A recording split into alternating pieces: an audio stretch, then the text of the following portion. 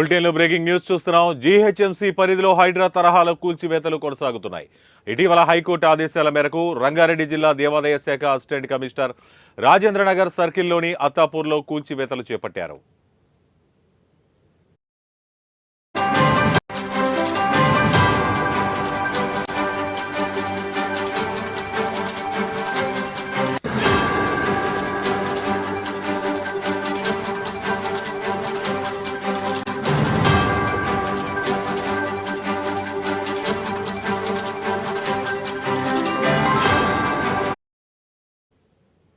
ఇక అత్తాపూర్ పరిధిలోని 400 కోట్ల విలువైన దేవాదాయ భూములు కబ్జాకు గురైనట్లు గుర్తించిన ఆ శాఖ అధికారులు ఆ ప్రాంతంలో వెలసిన కట్టడాలను కూల్చేస్తున్నారు. జేసీబీలతో అక్రమంగా వెలసిన షెడ్డులను తొలగిస్తున్నారు అధికారులు.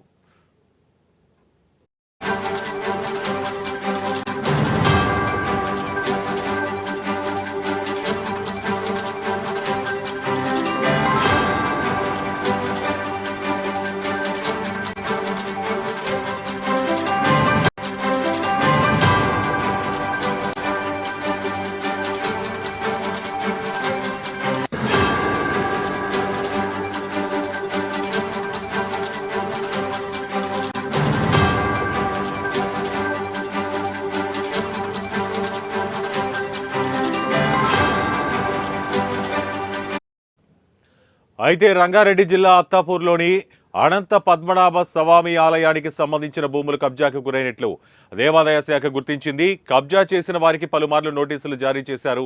ఇక నోటీసులకు స్పందించకపోవడంతో అసిస్టెంట్ కమిషనర్ శేఖర్ ఆధ్వర్యంలో ఆ స్థలంలో వెలసిన నిర్మాణాలను భారీ బందోబస్తు మధ్య కూల్చివేశారు. అయితే కూల్చివేతలను స్థానికులు అడ్డుకున్నారు. ఈ భూములకు సంబంధించి కేసులు కోర్టులో పెండింగ్ ఉండగా ఎలా కూలుస్తారంటూ ఆగ్రహం వ్యక్తం చేశారు. అధికారులతో వాగ్వాదానికి దిగారు.